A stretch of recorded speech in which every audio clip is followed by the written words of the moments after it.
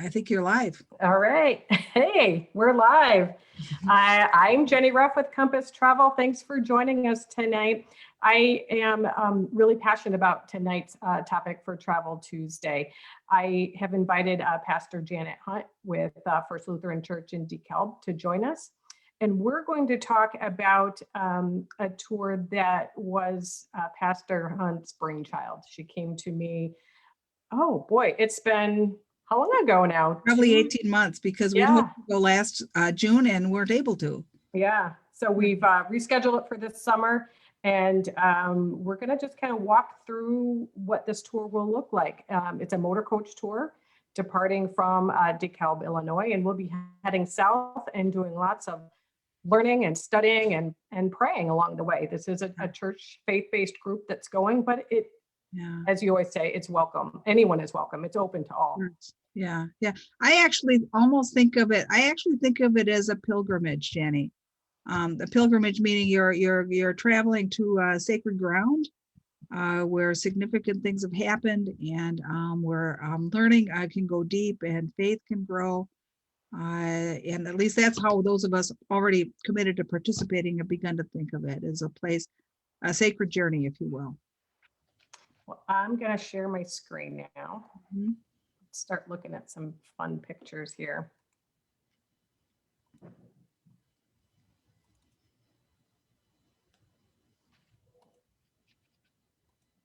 course, I'm never quick doing this one.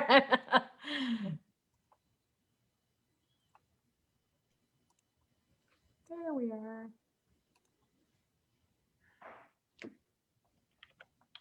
Here's first the dates that we're intending to go, June 1st through the 8th. And this is a motor coach tour. It's a full-size standard motor coach with the amenities that we all would hope that it would have, meaning a bathroom on board, comfortable seats. We anticipate an early morning start. Our first day is going to be quite long. We intend to make it to Clarksburg, Tennessee. That's where we've got our hotel scheduled for that first night. So as we gather, most likely in a parking lot near First Lutheran Church, those details will be set closer to departure day. We'll gather. There'll be room on that bus for everyone's luggage. We will go through all the protocols that we'll have.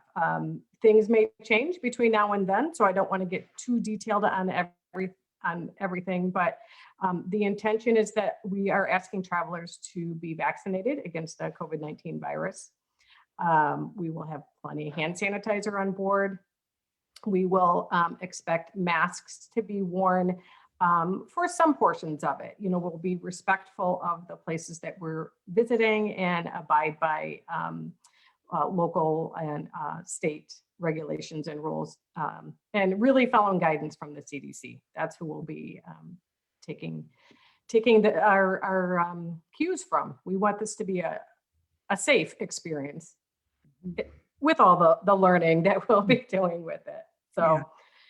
We'll have some fun. We'll make a bus trip fun. And day 2, we'll be leaving our hotel in the morning. We'll have breakfast at the hotel, and then we'll go to Birmingham, Alabama. And here's I'll ask Pastor Janet to kind of take over. She's been to some of these sites. Yeah, I spent a day in Birmingham a couple of years ago at the beginning of a sabbatical trip, and unfortunately, I was there on a Monday, so. Some places were simply not open, including the Civil Rights Institute and the 16th Street Baptist Church. However, if you walk around the side of the church there, you see the plaque which shows the names of the little girls that were killed there in a bombing in 1963. Kitty corner from the church is Kelly Ingram Park, where there is a statuary of some of the protests. There you go. On the left there, you see the statues of those little girls who were killed there. On the right, one of the statues depicting part of the events in that park, which at one time, as I understand it, was segregated. Only white people were allowed, and yet that was the gathering ground for the protests that happened. And many children and young people were a part of that. You can watch the old news news clippings to see what that looked like, the violence done to them, the kids that were arrested that paid for their freedom and for those who came after, really, with their own bodies. And you see some of that depicted right there. So that's directly across there. And then on the other side of the street is the Civil Rights Institute, which I was there on the wrong day, so didn't get to be a part of, but was able to take advantage of a kind of a private tour, which kind of cemented in me, brought to me some of those really significant stories of the history of that community around civil rights. I'm excited for other people to walk that sacred ground, if you will, and for us to be able to learn together all that can be learned in that city. So it's all that stuff's right there in the same corner. It's right. So going back to this, it looked like, you know, I'm showing kind of a busy schedule here, but yep, it's all in the same corner. They're all there, right? Yeah, all in the same place. Mm-hmm. Yeah. All right. So then moving on to our day 3, we're going to travel to Montgomery, Alabama. And here I've got a slide here. This is showing the Memorial to Peace and Justice, which Pastor Janet has been to. So I'll let you speak to that. Also known as the National Lynching Museum. And so you see those rectangular things with the poles at the top. Those are memorials to individual lynching victims. As you walk through it, they kind of lift off the ground as you keep going, and engraved on the side of those steel columns are names and dates, places, those who were lynched. Obviously, we cannot begin to know all of them, but they have gathered significant stories there.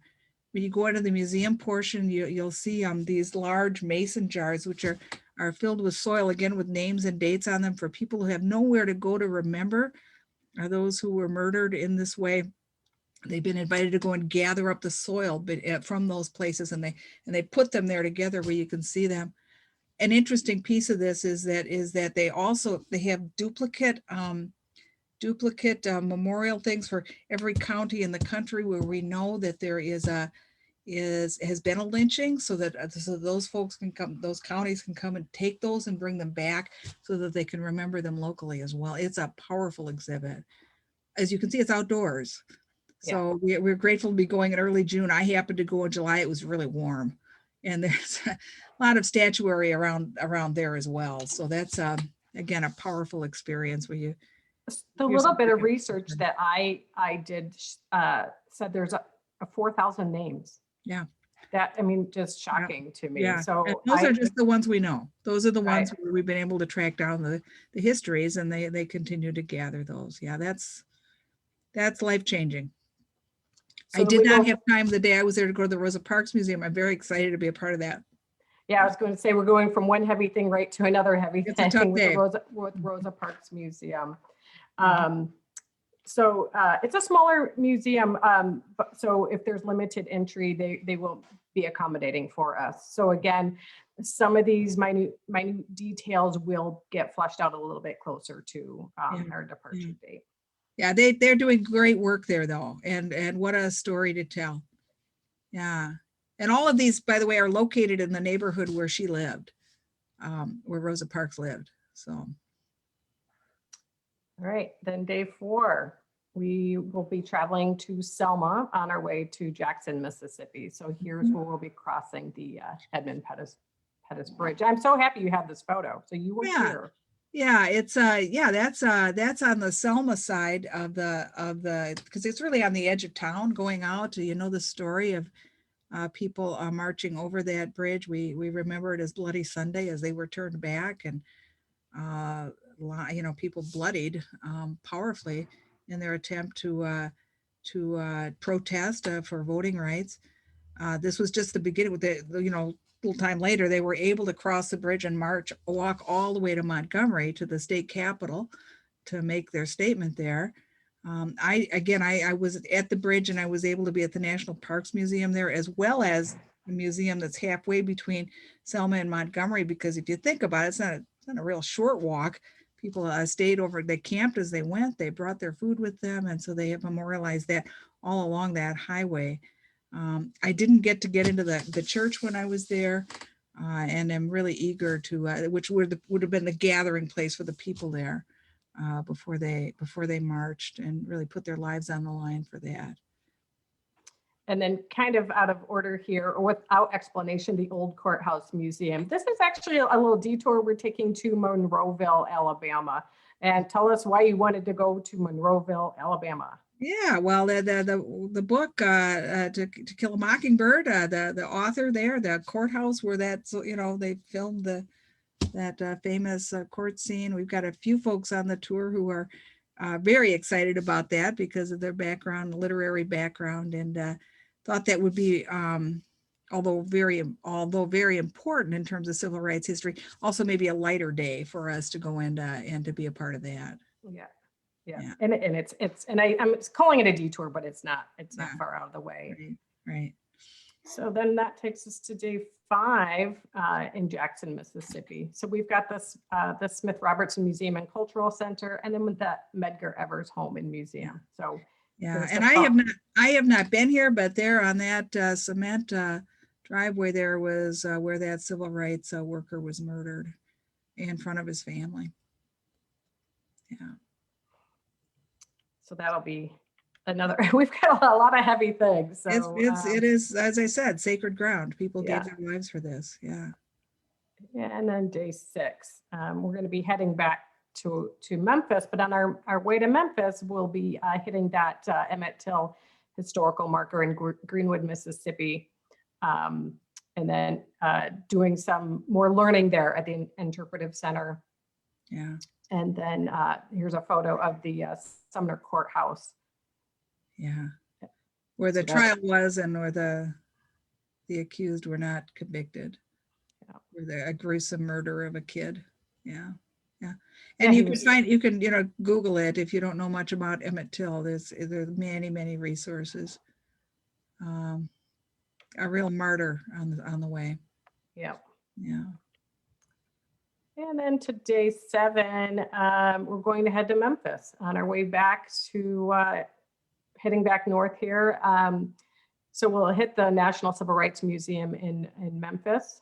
We're going to get some good barbecue. That I think I put that was kind of my to-do list. I inserted that one because I love some good barbecue. Yeah, no, that'll be fun. Yeah, so this will be kind of some release time after doing so much learning, and this will have some time to explore. So we have an afternoon free here. So I know some people who have signed up are interested in maybe visiting Graceland. So not included on this trip, but I can certainly help figure that out for anyone who might be interested in something else.